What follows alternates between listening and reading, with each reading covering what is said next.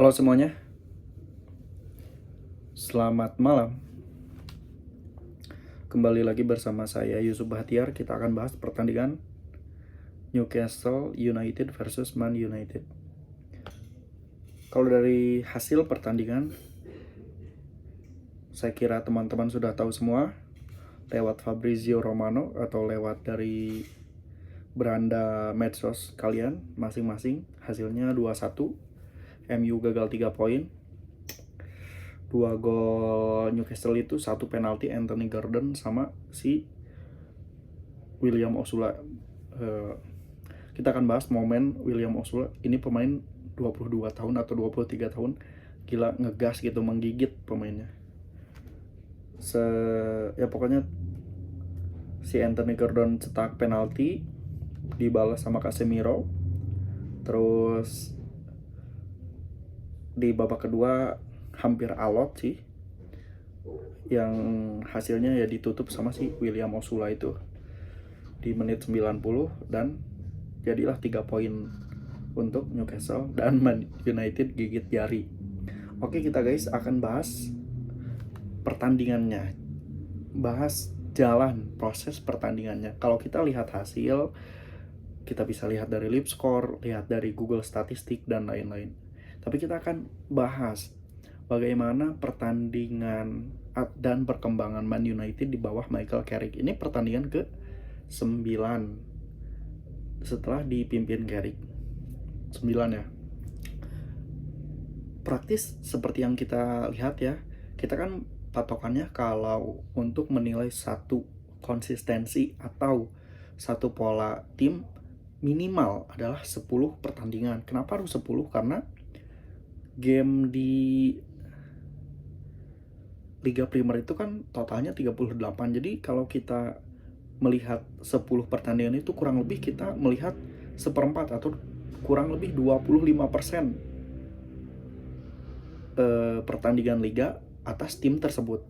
Nih kita lihat ya, memang MU di awal-awal itu ya cukup menggembirakan ketika lawan Man City, Arsenal. Kenapa menggembirakan? Karena Man City, Arsenal itu praktis kan biasanya bermain lebih terbuka. Kalau MU dari zaman siapapun pelatihnya, kalau lawan tim yang bermain terbuka selalu perform. Mau lawan Liverpoolnya Klopp, mau lawan Man City-nya Guardiola, mau lawan Arsenalnya Arteta, mau lawan, ya pokoknya kalau lawannya bermain terbuka, MU bisa compete lah, bisa mengimbangi, bahkan bisa memenangkan pertandingan. Tapi kalau MU itu bermain lawan tim menengah ke bawah, nah inilah batu sandungan tim kita semua gitu kan. Kenapa? Karena praktis yang bisa membongkar low block, pertahanan rendah dari tim lawan di MU kan hanya si Bruno gitu ya. Praktis umpan-umpan ciamik, umpan akhir yang bisa dikonversi jadi gol, berangkatnya kan biasanya dari si Bruno Fernandes. Nah, cuma kan kalau pemain yang selalu diandalkan Bruno terus, Bruno juga mungkin kecapean gitu guys. Apalagi dia usianya sekarang udah 30.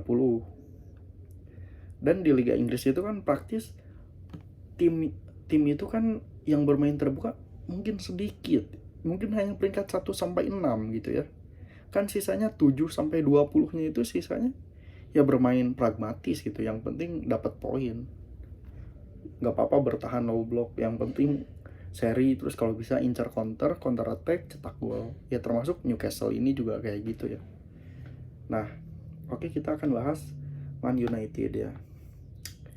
Kalau Man United ya dari formasi yang turun di lapangan,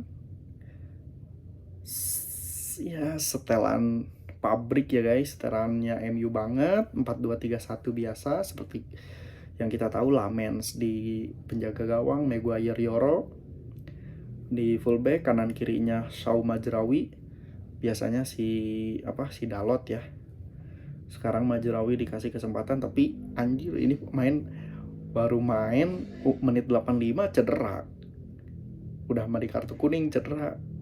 Kayaknya Mazraoui rentan cedera deh, mungkin musim depan seharusnya ya dilego lah ke tim lain, entah gimana caranya. Karena dia rentan cedera guys.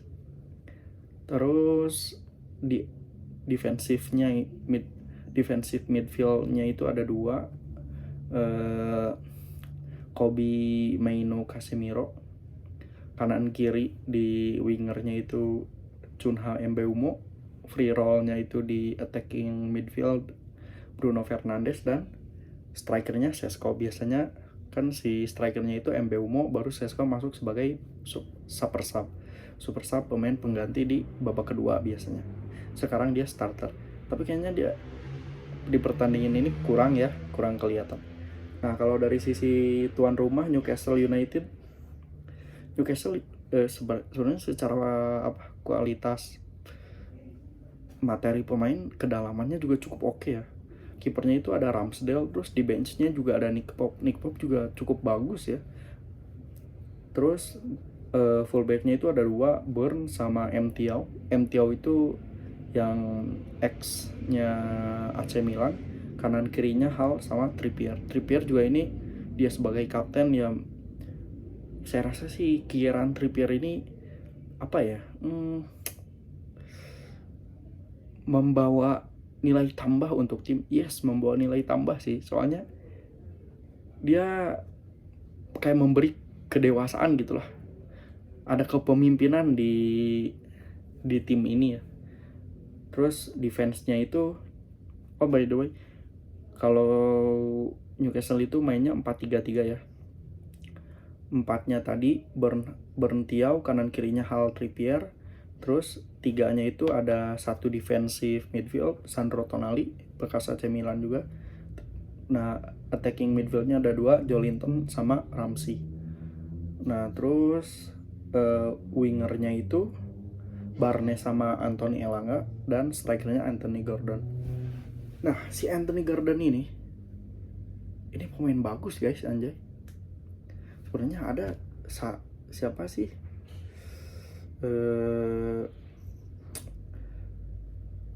Walter Maid atau siapalah.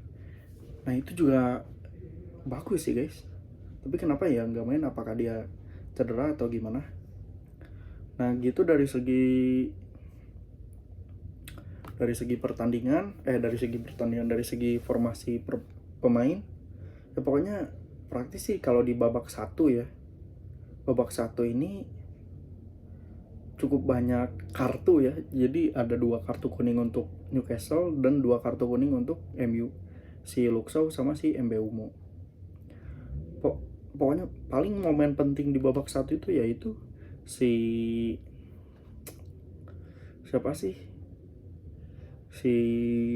J. Ramsey, pemain Newcastle itu, dia diving sebelumnya udah dapat kartu kuning, keluarin kartu kedua jadi kartu merah, red card, dia ditarik keluar, cabut.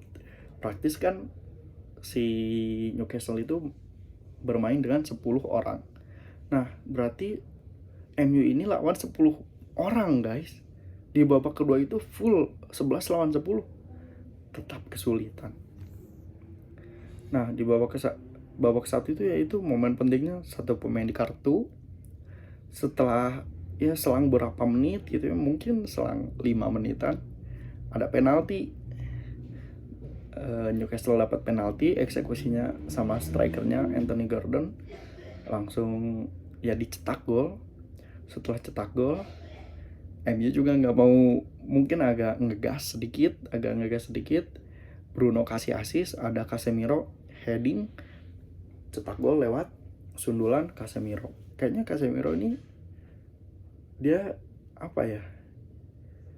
agak, kalau di Madrid tuh bagian gerasak gerusuknya ya, bagian bermain kotornya, karena yang bermain bersih, ciamik, stylishnya itu kan si Toni Kroos sama si Modric. Kalau Casemiro di MU tuh dia agak lazy, agak flamboyan.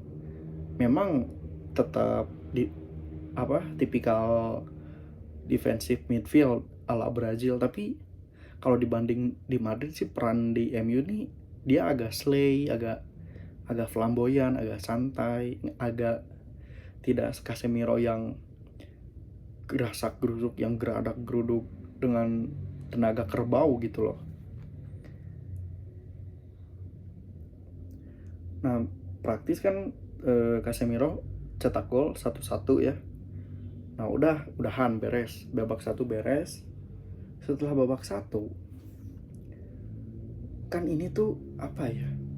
MU bermain dengan 11 pemain yang lengkap. Dan tim mereka itu praktis dengan pemain utamanya, skuad terbaiknya yang dimiliki mereka. Tidak ada pemain cedera, kan si Bruno gak cedera, Mbeumo, Cunha, Sesko kan gak cedera.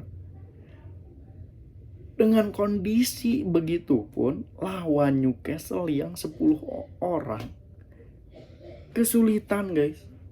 Di luar Nurul anjay. Dan MU tuh sulit bikin peluang yang benar-benar emas gitu loh. Terus karena mungkin ya kan Luke Shaw dia ada kartu, terus alasan taktikal diganti si Ugarte, terus si Casemiro juga diganti sama si Dalot, ada pergantian lah.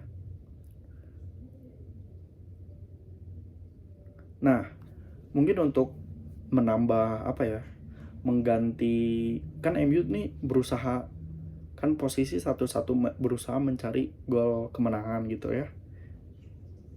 Ada perubahan taktik, masuklah si Joshua Zirkzee, pergantian pemain, ngeganti si Bryan Mbeumo ditarik keluar di menit 70-an, 77, masuklah Joshua Zirkzee. Ya seperti yang kita selalu lihat, Zirkzee ini kan dia tuh agak ini banget ya, Itali banget lah, resilient. Tapi kalau di Man United yang Liga Premier lebih mengutamakan kecepatan, fisik, satset, kayaknya dia tuh kurang gitu.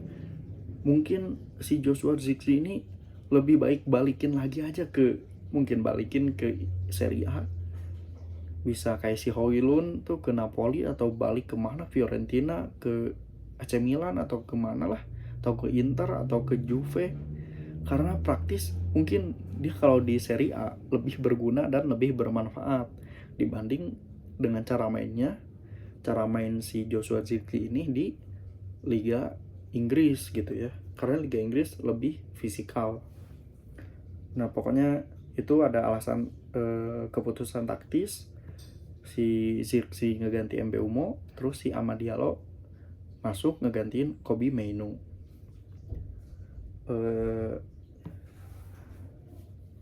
Saya rasa di kanan itu lebih baik si Amad Diallo di winger kanan, terus strikernya itu starter si Mbeumo.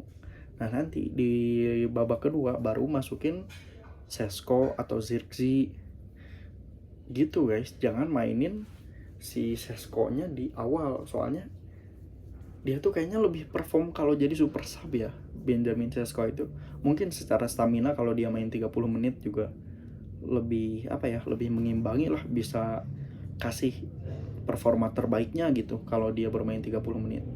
Apalagi kan kalau Ben Sesko ini dia datang dari Liga Jerman, dari Bundesliga, datang ke Liga Inggris, mungkin ya perlu adaptasi ya. Kalau si Mbeumo dan Cunha kan sebelumnya udah di Liga Inggris duluan, jadi ya terbiasa dengan tekanan, pace, stamina ala Liga Inggris gitu ya. Bahkan mereka bisa aja sanggup bermain penuh 90 menit ya, kalau kalau ada tambahan extra time mereka masih sanggup aja bahkan sampai penalti gitu, babak penalti. Nah, mungkin ada momen penting lagi adalah ketika Newcastle masukin si William Osula ini usianya 22-23 lah, ngegantiin striker utama mereka Anthony Gordon yang tadi cetak gol. William Osula sebenarnya sih secara pertandingan dia nggak Nggak yang kelihatan gimana-gimana banget ya guys. Nggak yang, atau mungkin karena durasi mainnya juga sedikit. Tapi di momen ketika dia cetak gol, dia itu kayak Ramos anjay. Mentalitas Madrid, mentalitas Sergio Ramos Madrid.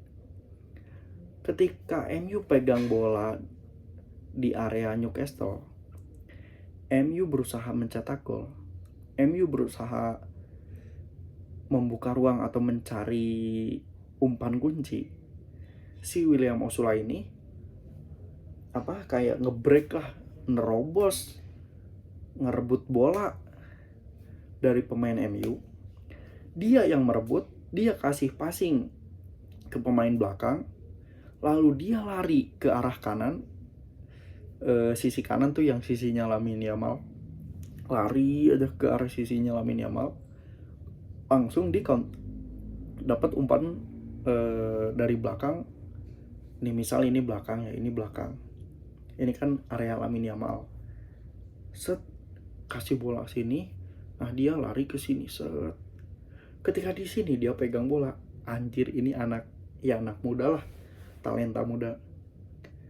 Pegang bola, kontrol, ada sedikit kontrol bawa agak ke tengah, shoot.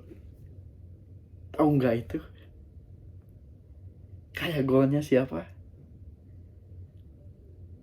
Saya kemarin sih bahas siapa ya? Gol siapa itu? Pemain Everton apa sih, Pak? Ya pokoknya gitulah. Gol-gol kayak gitu kan gimana ya guys? Lagi dan lagi gitu. Memang itu momentum tersebut sangat baik, dia eksekusi dengan baik. Tapi kalau dari sisi MU, mungkin MU tuh harus sadar ya, ini Liga Inggris. Di Liga Inggris itu peluang sedikit, setengah peluang, seperempat peluang kecil aja bisa jadi gol, apalagi peluang besar, apalagi di momen-momen krusial seperti itu. Gimana ya guys?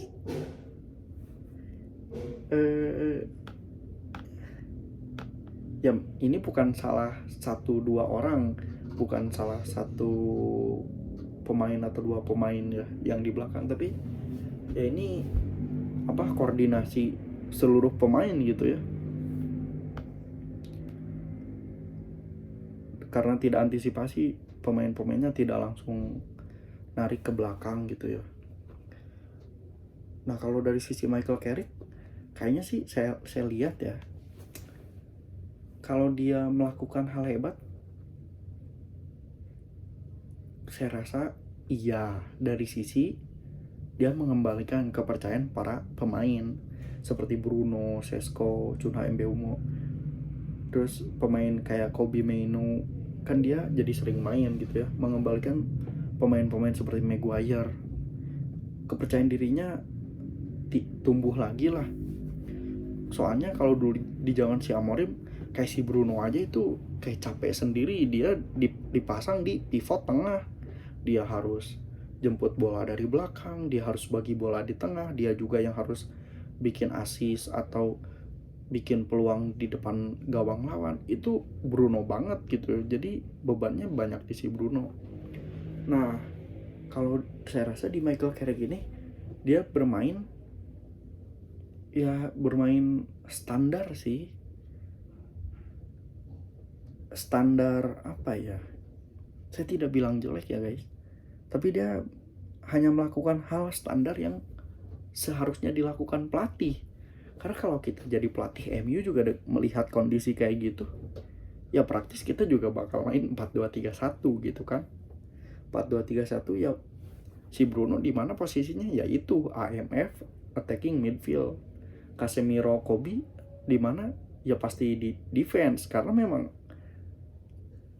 tim ini didesainnya kayaknya awalnya didesain untuk 4-2-3-1. Atau bisa aja sih misalnya nih 4-3-3 atau 4-4-2, tapi saya rasa yang paling optimal itu 4-2-3-1 sesuai kondisi pemain. Tapi kalau dari sisi apa ya, mungkin ada improvement, saya rasa sih belum ya, karena kita belum melihat. Saya selalu bilang kalau MU ini yes bermain bagus betul, tapi belum ada di level Man City dan Arsenal sih. Soalnya Man City dan Arsenal itu mereka bermain solid, memang seringkali mereka kesulitan cetak gol, bermain pragmatis. Arsenal hanya mengandalkan corner kick, kalau si City mengandalkan Erling Haaland. Tapi mereka itu solid, bermainnya itu cukup solid. Kalau MU ini belum, saya rasa sih belum solid banget gitu. Kalau mereka tampil di Liga Champions juga kurang meyakinkan. Mungkin di fase grup aja udah terseok-seok kesulitan. Karena kalau di Liga Champions saya rasa tantangannya lebih sulit ya. Karena tim-tim kecil dari Eropa Timur aja semuanya bermain ngegas gitu loh.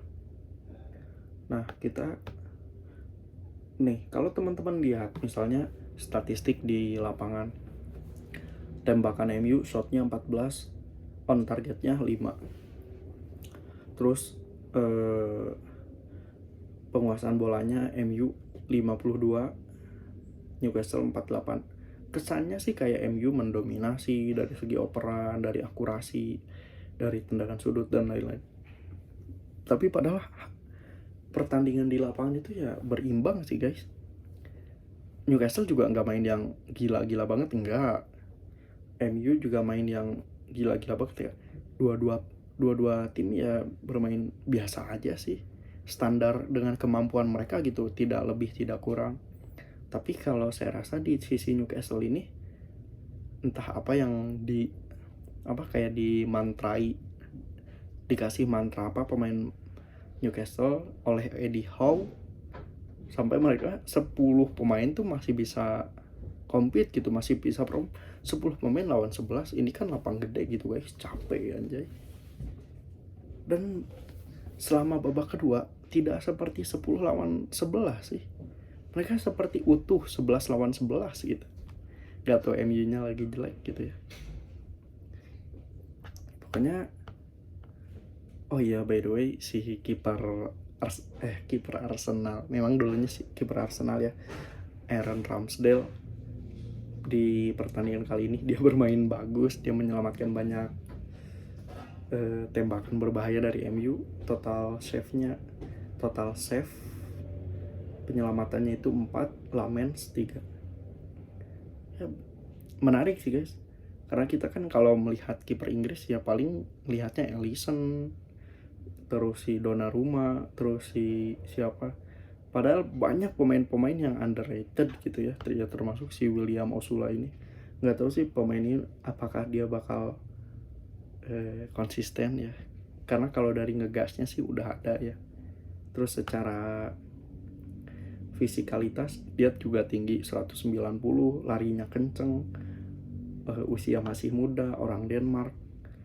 Dia masih, dan sudah terbiasa, saya rasa dia itu karena dulunya dari Sheffield United dan Derby County, jadi sedikit besarnya sudah terbiasa lah dengan atmosfer Liga Inggris gitu guys. Oh iya, coba kita lihat sekarang ini kan Man United posisi 3 ya, posisi 3 poinnya 51. Aston Villa posisi 4 poin 51, Chelsea poin 48, Liverpool posisi 6 poin 48. Jadi di zona Liga Champions ini udah pasti kan slotnya Inggris hanya ada 4. Arsenal City udah pasti kan ngambil ini 2. Nah 2-nya lagi diperebutkan oleh 4 tim, Man United, Aston Villa, Chelsea, Liverpool. Tapi kalau melihat kayak gini ya, harusnya sih MU bisa ya mengamankan 1 slot zona Liga Champions, karena beda jauh lah antara zona Liga Champions dan zona Liga Eropa, apalagi konfederasi gitu. Apa sih yang hijau tuh, kompetisi Eropa yang hijau ada satu lagi tuh yang dulu si Jose Mourinho sama AS Roma pernah juara. Ya pokoknya gitu guys, mungkin pemain apa rising starnya si William Osula, dan dia juga soalnya dia pemain muda jadi durasi mainnya itu masih dikasih sedikit ya, tapi dia udah cetak 2 gol. Ya kita lihat perkembangan pemain ini nanti ke depannya, mungkin bisa jadi Alexander Isak baru. Kalau MU next gamenya itu lawan Aston Villa tanggal 15 ya, 15 Maret 2023 15 Maret 2026 jam 9 malam. Oke guys, berarti dia MU ini ada tanding berapa ya, sekitar ya 10 harian lagi lawan Aston Villa hari Minggu. Kayaknya sih kalau jam 9 malam saya bisa bikin videonya tepat waktu ya, jadi setelah game beres mungkin jam 11 malam nanti saya bikin video. Oke guys, thank you buat yang udah nonton. Kalau kalian teman-teman berpuasa, selamat menjalankan ibadah puasa, tetap semangat. Kalau kalian nganggur, semangat cari kerja. Oke, thank you.